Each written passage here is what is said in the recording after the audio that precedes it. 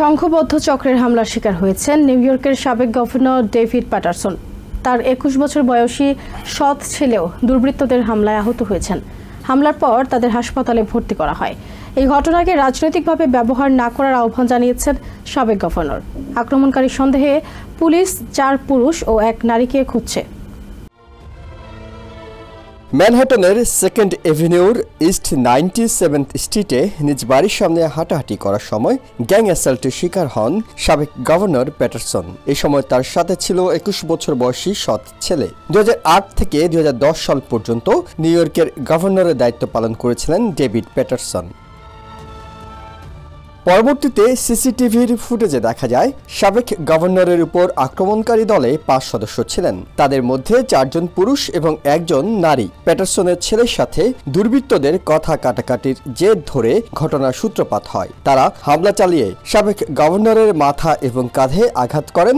একই সময়ে গুরুতর আহত হন গভর্নরের ছেলেও। পরবর্তীতে পুলিশ এসে আহত অবস্থায় তাদের হাসপাতালে ভর্তি করায়। চিকিৎসা শেষে বাড়ি ফিরে শনিবার সাংবাদিকদের সাথে কথা বলেছেন সাবেক গভর্নর প্যাটারসন।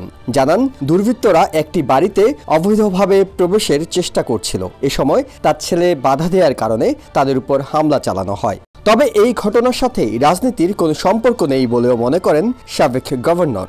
এদিকে ম্যানহাটনে তার বাড়ির এলাকায় সাম্প্রতিক সময়ে অপরাধ বেড়ে যাওয়ার ঘটনায় উদ্বেগ জানান তিনি।